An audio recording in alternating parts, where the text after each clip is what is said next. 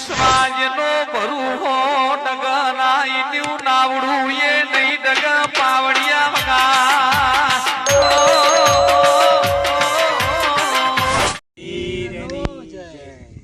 આપણી વાત લાલજી ભગતની વાત કરીએ. લાલજી ભગત હતા, ચોર હતા, જાતના ઠાકોર હતા, પણ હતા ચોર. ચોરી દુનિયામાં બધી કરતા, પણ નોમ લગી ભગવાનના વિશે ચોર કરતા તો ભગવાનના વિશે ચોરી કરે, પણ ગરીબોને ખવડાવી ઘર માટે ચોરી કરવી નહીં. ચોરી નોમ ચોર. લાહુ લાલજી ભગત ચોર ચોર ચોર કરે. એટલે ઘણી ચોરી કરી, ગોમ વાડે કાઢી મેલ્યા લાલજી ભગત. કાઢી મેલ્યા વધતા રાજકોટમાં વણિયાના આવી રહ્યા. નોકરી વણિયા રાખ્યા કે ભાઈ મારે દુકાનો વાળવી અને તમારે કરવી. દુનિયા ગમે તે કહે લાલજી ચોર ચોર, પણ મારે આટલું કામ કરો છો અને વણિયાને મારું બધું લાગે સારું સાચું. અરે વાળને ધંધો કરો પણ સાપ જાય નહીં. એટલે આ વણિયાને દાડા આવક 25,000ની થતી તે 50,000ની થવા માંડી, લાખની થવા માંડી, 2 લાખની થવા માંડી, 5 લાખની થવા માંડી. વણિયો કે કોક માણસ છે, પણ તમારા મારા જેવા કે લાલ્યા ચોરનું કોણ આવ્યો છે તમે, પણ વણિયો બોલે નહીં કે બરાબર ભાઈ મારે હો ગમે તે ચોર ગયો. બસ આ દ્વારકાપુરી સંઘ જતો હતો.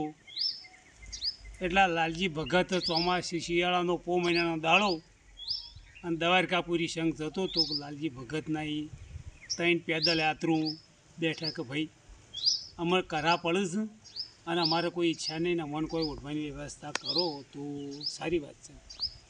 લાલજી ભગત ચોર હતા, ભગત નામ પડ્યું નહોતું. કીધું કે ભાઈ તાણે એમ કરો, હું નોકરી શું શેઠની કોબડીઓ શું ત્યાં હાલું, પણ હવા મને 10 વાળીને આપી દેજો. લાલજી ભગત કીધું કે ભાઈ કોબડીઓ વાળીને મને હાલી દેવી.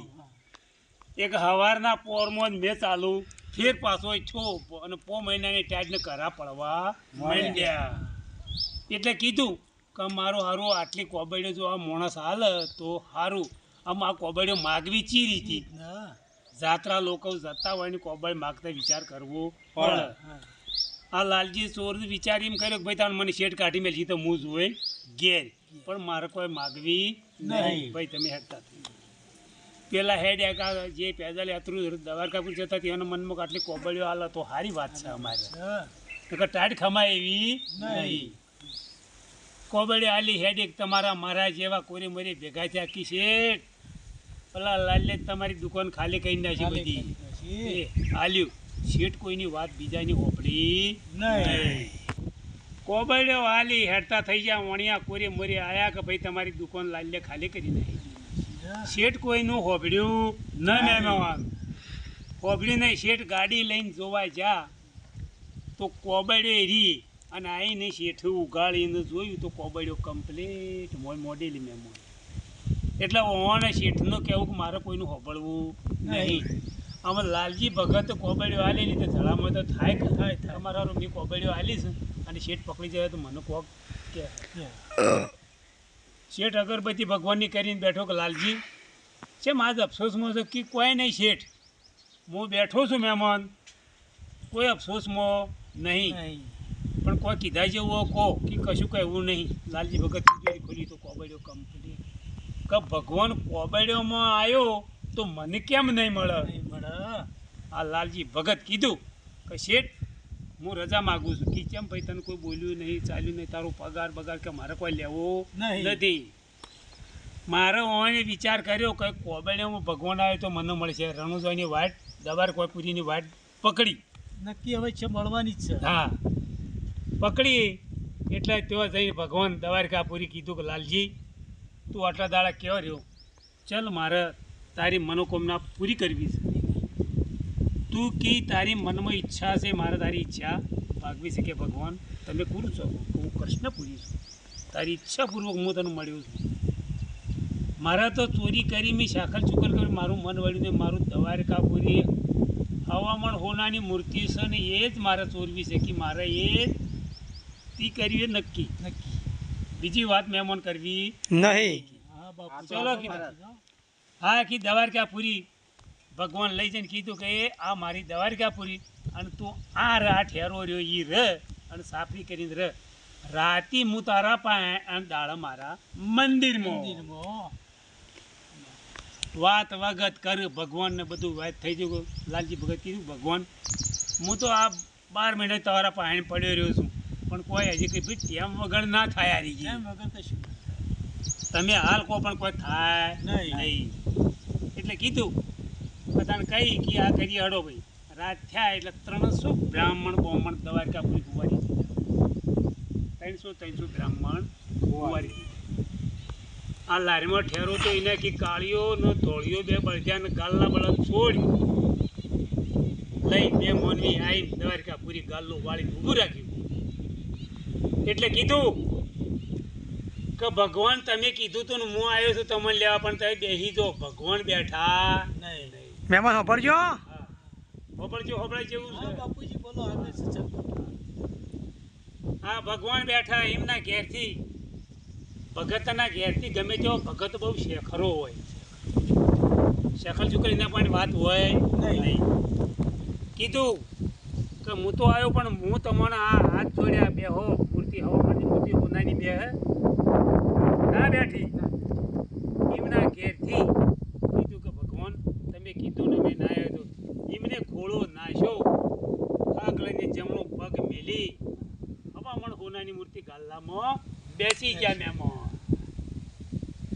અને કીધું ભગવાન બેઠા તો ખરા પણ કીધું કે ભગવાન અમે તમને પાછા આલીશું નહીં અમે કે એમ તોલી જવું પડશે કે કબૂલ હા બેને ગાલ્લું ઉપાડ્યું 300 બ્રાહ્મણ 12 ગામના પંથમાં લાઈન થઈ ગયેલા ભાઈ આ ચોર ગોમમાં આવ્યો તો દ્વારકાપુરીમાં પેલો લારીમાં ઠેરાવાળો ભાઈ મારું ગાલ્લું જ્યું છે આ બોમણ કે ભાઈ અમારી હવામણ હોનાની મૂર્તિ જઈ છે આ લડામ લડા થયા બધા થયા ભેગા એકબીજા હોમા મળ્યા તમારા મારા જેવા કે ભાઈ એમ આ વાટી કોઈક ગાલ્લું લઈને જાય કોઈક 2-3 જણ બેઠા છે પહોંચ્યા કી લાલજી ભગત કી ભગવાન તમને તો લીધા જ પણ બૈડા માર નહીં છે કે લાલજી આર્ય વાત મને હુંપી દે ને મોન ભગવાન કે આર્ય વાત મને હુંપી દે તો ઉપાડે તારાથી થા નહીં કે ભગવાન હું આ ધૂળ ઉડી રહી છે કે પોકો મોટો હળો લઈ લઈને આબા નજીક ક્યાંક ભગવાન તો ગાલ્લું કરી નાખ્યું મારો બટુ કે આ તો જાદુ વાળો છે બધા બોમણી કે આ તો જાદુ વાળો છે તો પોકાયું જ નહીં કોનું પોકાય એવું નહીં જો એનો ગોમ હતું વચ્ચેમાં ગાલ્લું ઉતારી બીજા ગોમ ભગવાન બોલ્યા કે આ બધા થાશા આ બીજું જોડે તો આ ગોમની તો આજ લાગતી હતી ને બીજા ગોમની આ લગાડી કે જોડે આ ગાલ્લું અને આ ભરજા હોય બોજ આ ગાલ્લું ભરજા એ બોજાને પેલા ગોમની આજ લગાડી બીજા ગોમની દોડ કરતા આ ગોમ આવી ભાઈ ગાલ્લું પેલો લાલ કે ભાઈ ગાલ્લું ભરજા મારું છે એટલે પેલો કે ભાઈ ભરજા તારા છે પણ મારું કોઈક છોડી ગયું છે એ ગોમ ભેગું છું આ બે ગોમોની ભાઈ આજ લાજી થઈ ગઈ મારું દ્વારકાપુરી કે હવામણ હોનાની મૂર્તિ જઈ છે કે ભાઈ અમે આ બધા છૂટ્યા છીએ ત્યાં કે અમારા હોમા ગોમમાં એક લાલ્યો ચોર છે કે બધા ચોરી કરા છે ભાઈ મહેમાન હા આ બધા મહેમાનો ભેગા થયા બે ગોમોના ચલો કે ભાઈ જય ગોમના ઝોપામાં લાલજી ભગત ગાલ્લું બળજા બોજ્યા અમે એનો તો ગાળો રવાનો હતો જઈ અને ઝુંપડપટ્ટી જે રાતે રાતે શું હોય રાતી કોઈ ના આ આડી લગી લઈ જાય લુગડો ટાટ બધી જેવું બોધ્યું ને મૂર્તિ તળામાં જઈને ઘૂમતી તળામાં ગાલી દીધી અને ભગવાન કીધું કે હું તારા વગર લાલજી કોઈ દિવસ હાથમાં આવ્યો નહીં કે બરોબર મૂર્તિ મેલી દીધી કમ્પ્લેટ આઈને હોય રે ગોમ ભેગું થયું હવાનું પહેલું લશ્કર બધું આવ્યું કે ભાઈ ગોમમાં હારું પારું પહેહાય નહીં. લાલજી ભગતને સરપંચને બોલાવો કે ગોમના એટલે ગોમના સરપંચને બોલાય કે લે ભાઈ અમારે તમારા ગામમાં ચોર આવ્યો છે ચોર મન કાઢી આલો અમારે દ્વારકાપુરી હવામણ હોનાની મૂર્તિ લાવ્યો છે બધા બોમણ નાગર બ્રાહ્મણ ભેગા થયા કીધું કે તમારે મારા જેવાનું પૂછ્યું કે લ્યા બોલો લાલ્યો આવ્યો તો કે આ 12-13 વર્ષે ગામમાં આવ્યો સાત રાતી કે ત્યાં તો ભાઈ એરિયો ચોર હશે છે બોલાવે કે લાલ્યા આવો મહેમાન બોલાવો સરપંચ બોલાવો કે હડો કે આવું લાલ્યો આવ્યો મહેમાન આવીને આખી મેદની ઉભરી ગયેલા લાલ્યા તો તું દ્વારકાપુરી હવામાન હોનાની મૂર્તિ લાવ્યો છે કેવો હોય હું લાવ્યો છું પણ પાછી નહીં આલું પાછી આલ્યો નહીં હો એના ભારે હોનું આલ્યો બીજા બોમણ બોલ્યા કે અમારે તો કોઈ મૂર્તિની જરૂર નહીં અમારે તો હોનું આલી દી કે મેં ગળાઈ દે હું ગળાઈ ગયા મૂર્તિની દર્શન એ કાપો એટલે તાણ વાત જ હેડ છે હરી હરી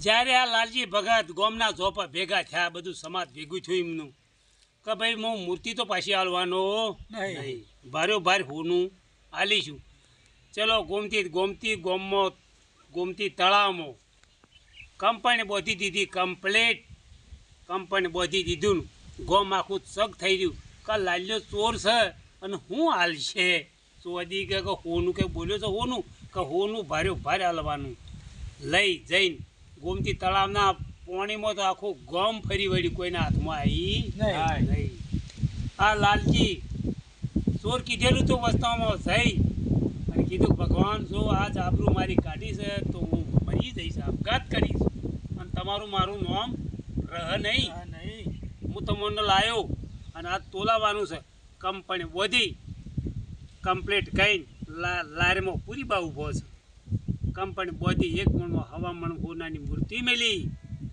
અને એક લારીમાં આ બાઈ ઊભી હતી નાકનો ફોટો કાઢી જૂની કાઢીને મેલી ભગવત તો લઈ સવામણ હોનાની મૂર્તિ આ ફોટો હશે એટલો ના હોય પણ ભગવાન સતના કારણે તો લઈ જા બોમણ હાથમાં જલીને જતા રહ્યા અને અત્યારે હવામણ હોનાની ગોમતી તળાવમાં મૂર્તિ યાદમાં છે શેષ નાગ કોરે મોરે ફરતો છે બોલો રોમા પીરે